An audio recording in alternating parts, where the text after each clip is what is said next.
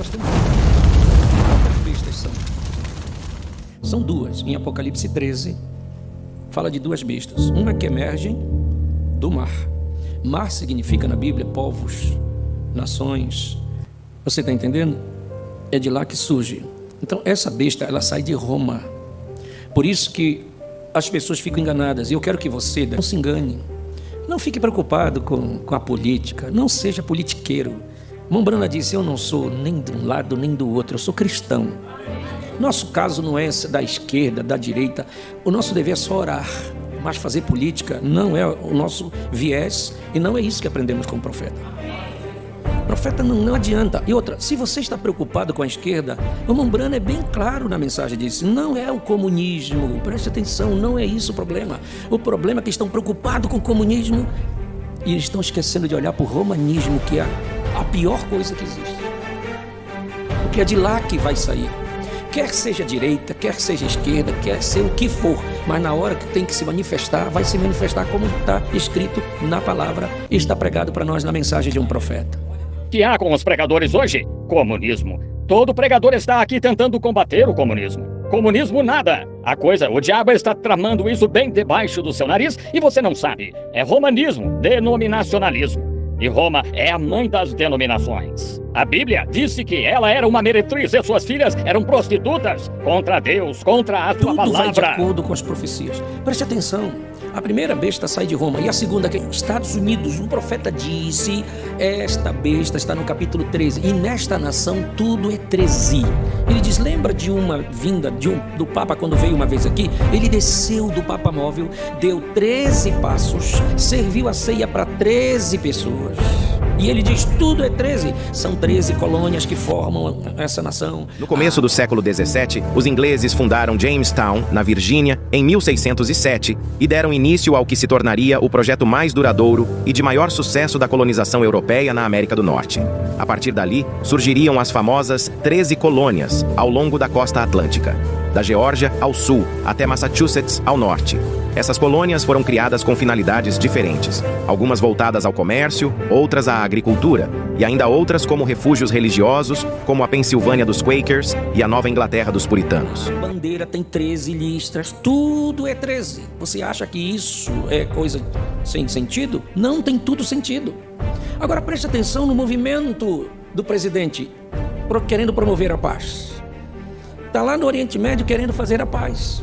Ele está querendo cumprir o papel que ele tem que cumprir em algumas coisas.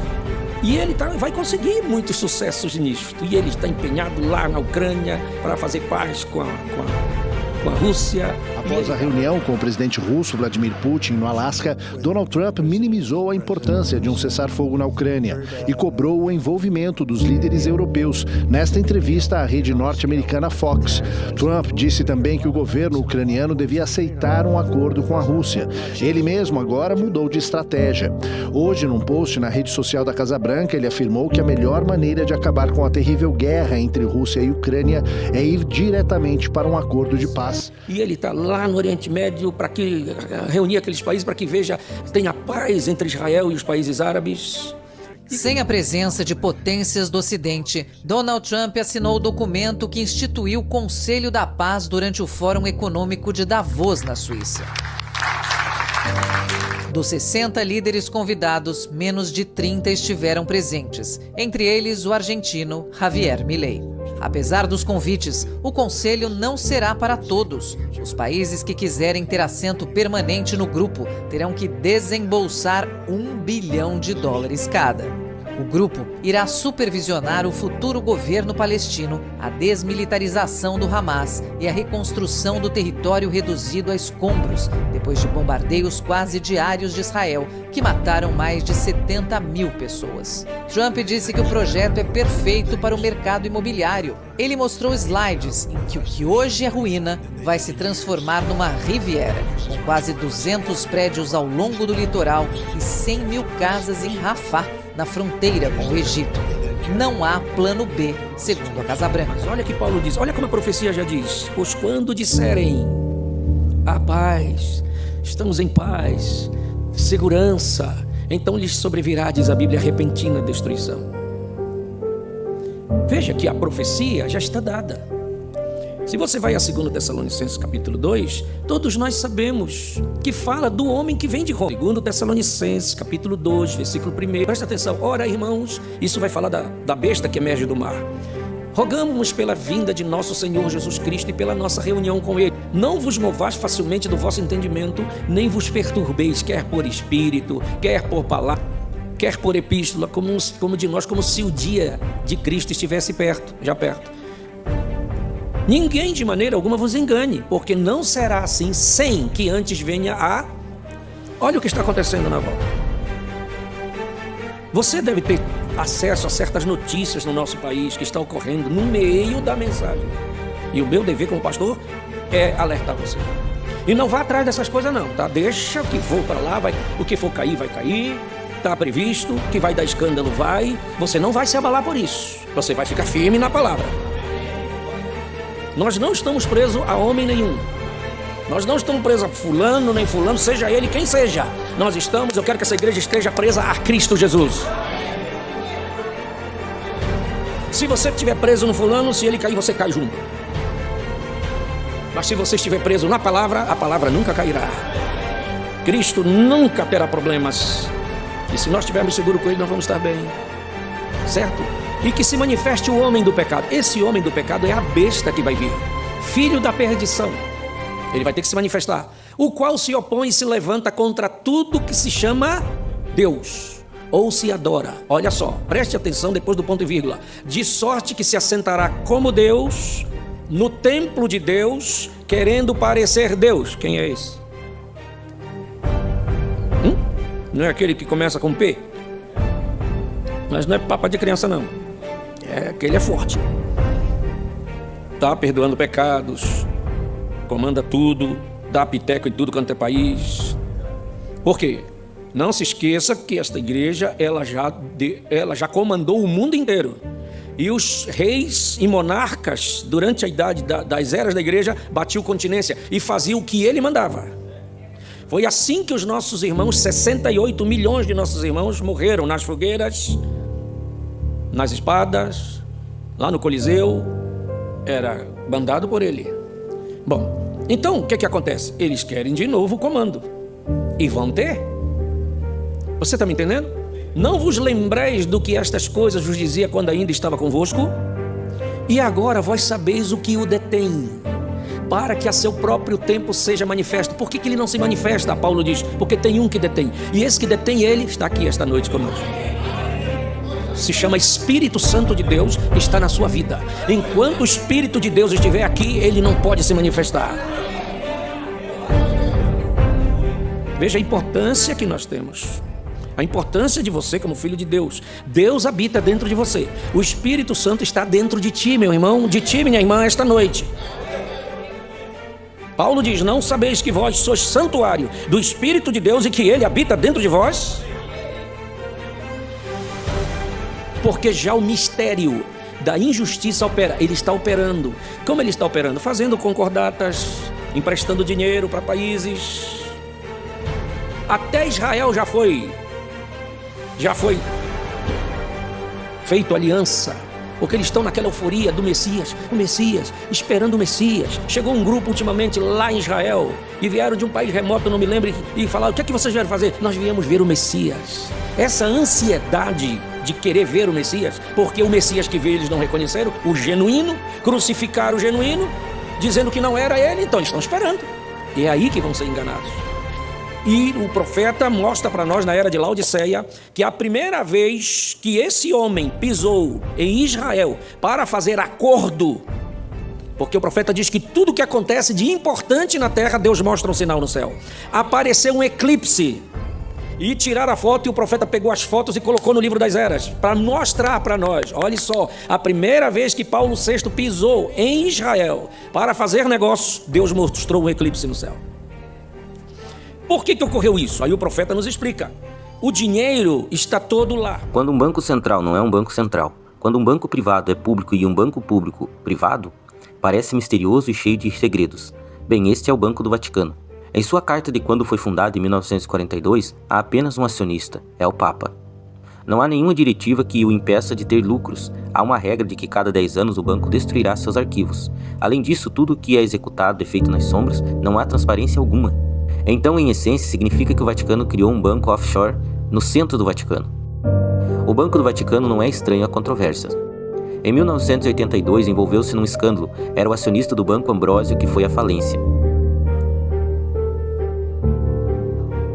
Apelidado de Banqueiro de Deus, o seu presidente, Roberto Calvi, foi encontrado enforcado debaixo da ponte em Londres. Por quase 2000 anos, eles não gostaram da ideia de capitalismo.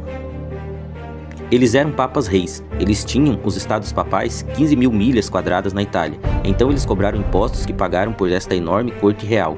Uma vez que perderam seu império e se tornaram este pequeno pedaço de terra no Vaticano, eles disseram, como podemos conseguir dinheiro? E o que finalmente aconteceu foi que em 1929 eles fizeram um acordo com Mussolini, o chefe dos estados fascistas.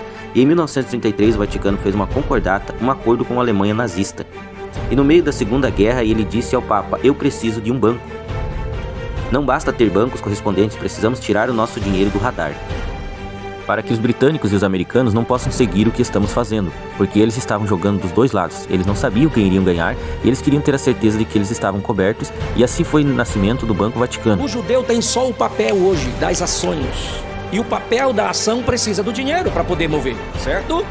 Como eles têm o papel e precisam do dinheiro, então é aí que entrou a coisa. Israel é famosa mundialmente, especialmente quando se trata de inovação na agricultura e cibersegurança.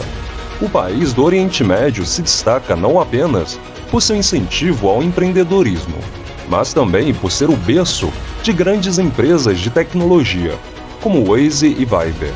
O avanço tecnológico de Israel é evidente pelo número de startups que surgem a cada ano no país, estimado em 1.400, ou seja, uma nova empresa a cada 6 horas. Porque há profecia na Bíblia que Israel vai se render ao anticristo, confundindo ele com o Messias. Mas se eu for contar isso para vocês, nós vamos até meia-noite, porque a história é bem clara. Mas quando todo, porque ninguém, não vai ter nenhuma nação que vai ficar fora. Nenhuma. Todas vão, porque todo mundo está quebrado. Você vai olhar, a Europa não está bem, os países não, se pensar que eles estão bem, não estão. Você olha os Estados Unidos cantando e tal, mas também não está legal das pernas. Por isso que estão fazendo esses acordos, dessas taxações, estão querendo ver um dinheiro que o nosso profeta, no tempo que estava aqui na Terra, nos anos 60, diz, Estados Unidos já estão gastando dinheiro hoje, que eles vão precisar daqui a 40 anos. O profeta disse isso. Já estavam gastando. Quer dizer, iam ficar em problemas. Lógico.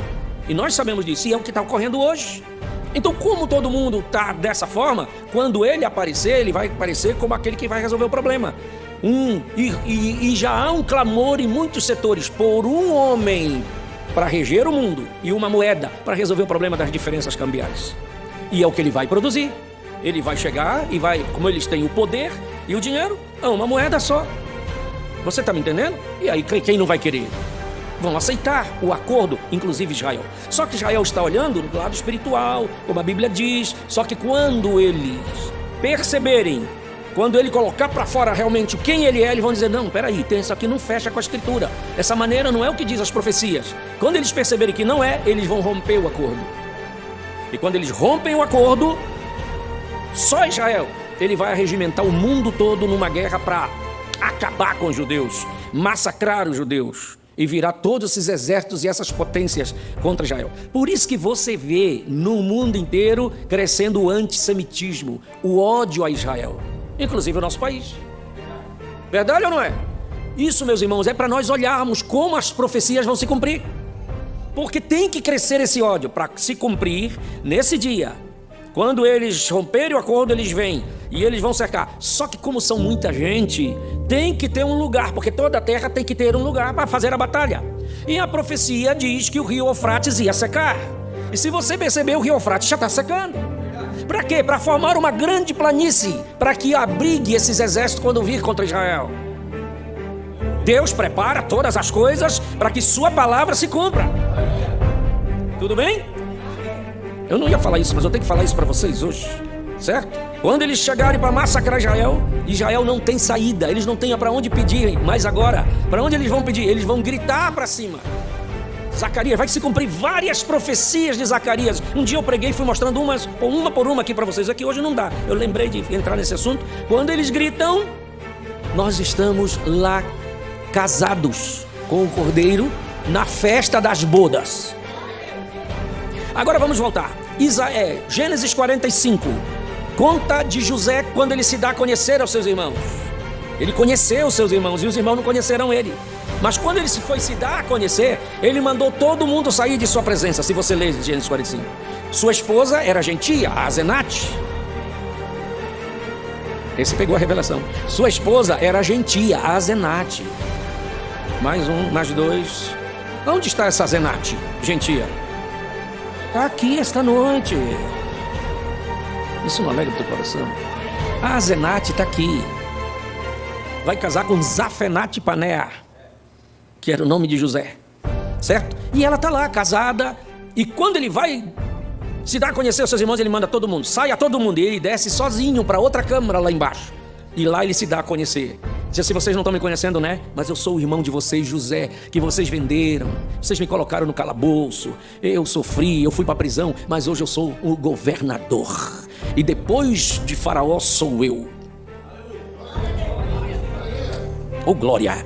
E aí, a Bíblia diz que os irmãos de José, quando viram que era ele, choraram, pediram perdão. Disse: não se preocupem, foi tudo um plano de Deus. Vocês pensavam uma coisa, mas Deus estava fazendo outra. Eu só estou aqui porque eu sou o príncipe. Eu sou aquele o filho da prosperidade. Se eu não viesse para cá, vocês iam morrer de fome. Deus me mandou para cá para eu prover comida para todos vocês, para o meu pai, para a família toda. E o filho da prosperidade está aqui conosco esta noite. Porque José é um tipo de Cristo Jesus. Ele é o filho da prosperidade, por isso que você é próspero espiritualmente. Você, minha irmã, é próspera espiritualmente. E você pode ser próspero naturalmente também, se você for fiel a esse José, Senhor Jesus Cristo. Tudo bem? Mas vamos voltar agora. Quando eles estão lá cercados, que eles gritam, vai se cumprir Gênesis 45. Ele ouve o grito dos seus irmãos aqui embaixo. E ele manda sair a esposa, que somos nós, a Asenate, diz: com licença, vocês fiquem aqui nessa câmara que eu preciso resolver um problema. E ele desce. Uau! Quando eles estiverem no sufoco, vai se cumprir Zacarias, que diz que seus pés descem no Monte das Oliveiras e divide o monte no meio. Todo poderoso. Eu disse: meus filhos, passem para trás de mim que eu vim defender vocês aqui. E eles passam por entre as suas pernas e se escondem lá atrás. E ele dá uma soprada e ele vence aqueles exércitos que estão querendo. Olha, eu quero te dizer que Deus é um Deus que defende. Ele é o protetor. E no momento que eles estão ali olhando aquela defesa, e ele soprando, e ele levanta a mão. Quando ele levanta a mão, eles olham e veem o sinal, a marca dos cravos em suas mãos. E eles começam a olhar: que feridas são essas que tem nas suas mãos? Ele vai dizer: são as feridas que fizeram na casa dos meus amigos. E eles vão reconhecer: foi nós que fizemos essa ferida. E vão se abraçar com ele, e vão pedir perdão, e vão chorar tão alto, porque os irmãos de José choraram tão alto, se abraçando, que o Egito ouvia o choro, a Bíblia diz. E eles vão se reconciliar com ele, e vão pedir perdão. E ele vai pegar estes anticristo e o falso profeta. Olha só, o que sai de Roma e o que sai dos Estados Unidos. Porque isso que eu quero dizer para vocês. E são os dois primeiros que inaugurarão o Lago de Fogo. Que agora no Lago de Fogo não tem ninguém, certo? E graças a Deus que você não está predestinado a ir para o Lago de Fogo. Que você imagina um lago que arde com fogo e enxofre, que a Bíblia diz que o fogo nunca apaga. E a pessoa cair lá dentro, queimando e não poder morrer, porque a morte vai ser vencida. Não vai existir mais morte. Jogado lá, queimando e não pode morrer. Se as pessoas soubessem isso, que a Bíblia diz que os espera, eles estariam na presença de Deus clamando por misericórdia. Mas eles são orgulhosos. Confiam no seu dinheiro, achando que o seu dinheiro e os seus bens poderá fazer alguma coisa por eles. Não poderá fazer, não é o dinheiro, não é. Deus não quer saber que classe ele tem, social, se é rico, se é pobre, se é presidente. Todo mundo vai para o mesmo lugar.